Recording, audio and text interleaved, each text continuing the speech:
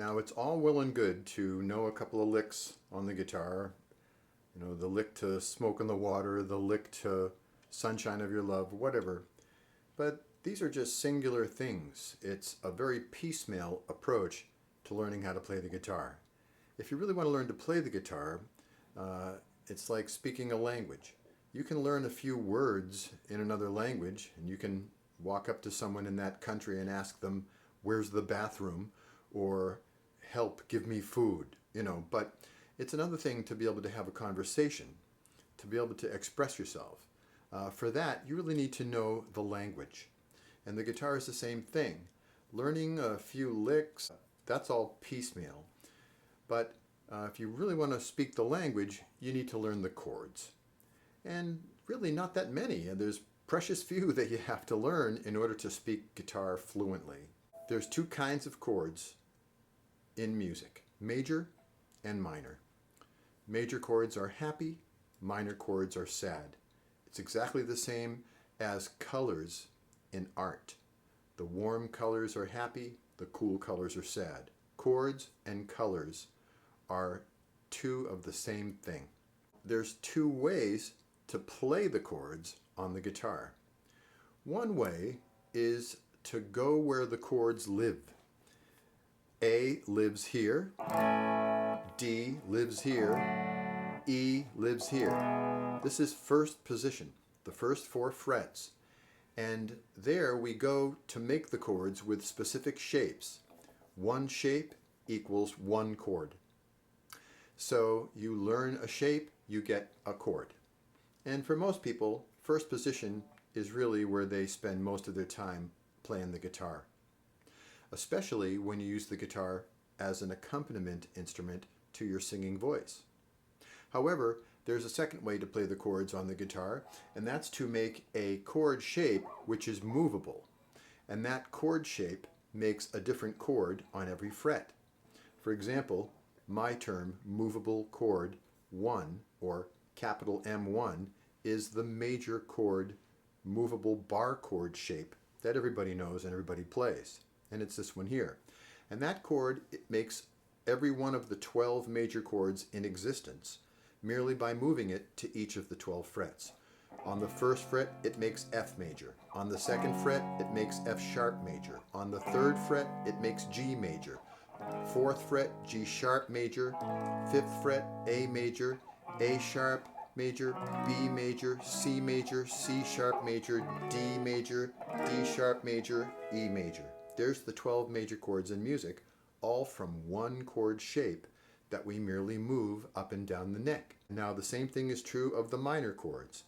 It's the same as the major chord shape minus one finger. And you can place that finger on top of the first finger for safekeeping and for extra squeezability. And the names all stay the same. The capital letter, you just have to add the word minor. F minor on the first fret, F sharp minor on the second fret, G minor on the third fret, G sharp minor on the fourth fret.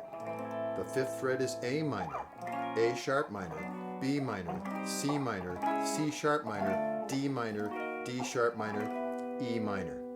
That's all 12 minor chords in music. And really, in our music system, we only have 12 majors and 12 minors. And that's what our whole music system is made up of chordally. Now we can tweak those chords and create all kinds of hybrids from them, but all chords are derived from either the 12 majors or the 12 minors. Now, once we start learning the guitar, we learn the first position chords because those are the most common and they're the easiest.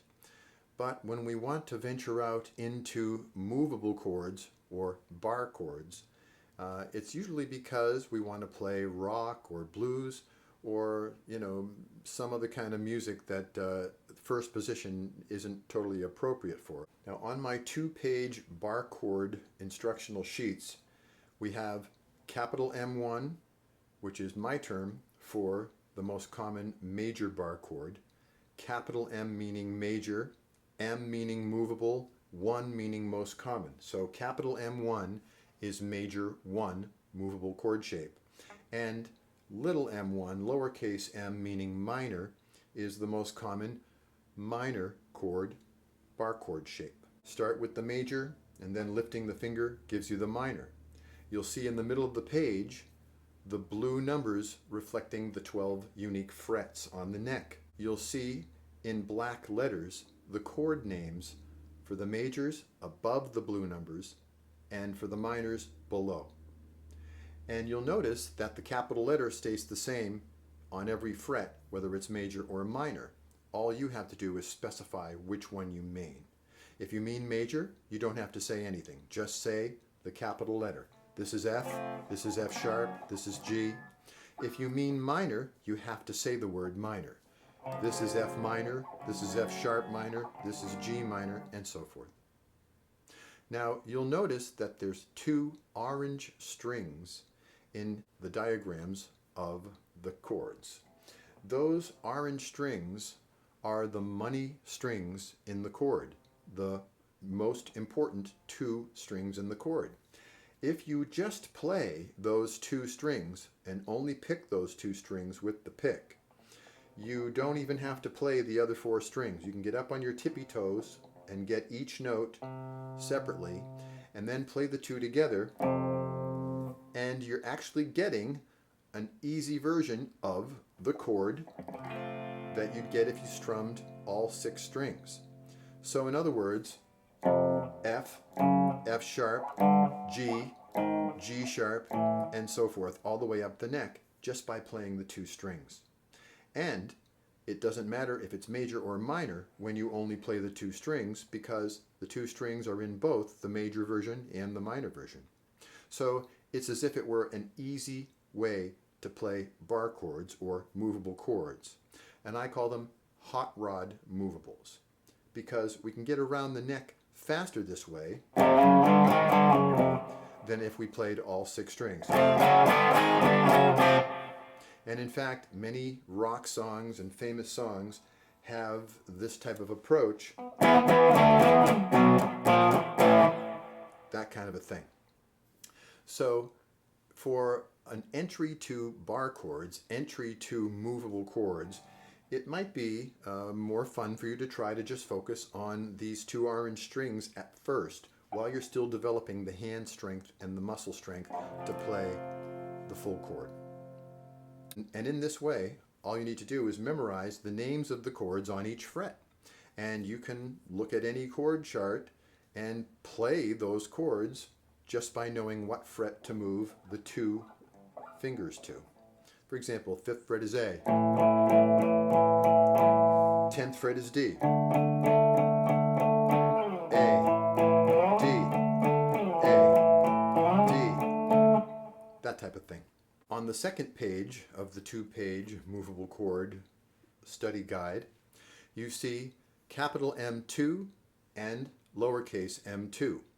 This is exactly the same thing as on the M1 little m1 page. Capital M2 gives you every major chord in our music system, just in a different place than where M1 gives you the same chord. For example, on the 1st fret, where M1 gave you F, M2 gives you A sharp major. So A sharp, B, C, C sharp, D, D sharp, E, F, F sharp, G, G sharp, and so forth. That's a second way of playing the bar chord versions of the major chords. And the minor chords with lowercase m, little m2, A sharp minor, B minor, C minor, C sharp minor, D minor, D sharp minor, E minor, F sharp minor, G sharp minor. That's the second way we have of playing the minor chords via bar chords. So notice then that there are 2 orange strings on your M2 chord diagrams as well. Only on the M2 chord diagrams, those 2 orange strings are the 5th and 4th string, whereas with M1, it's the 6th and 5th string. However, beyond that, there's no difference. You can still play just those 2 strings And the two notes you'll get are the two money notes from the chord, the two most important notes from the chord. And indeed, their name would be the same as if you were playing the full chord. Famous examples of this.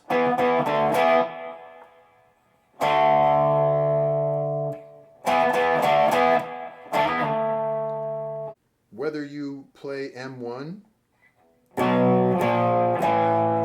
and get a deeper, richer tone because of the presence of the E string, or whether you play M2 and get a higher, brighter, punchier tone because of the absence of the E string, you're still getting the major chords and the minor chords all out of one shape that is gender neutral.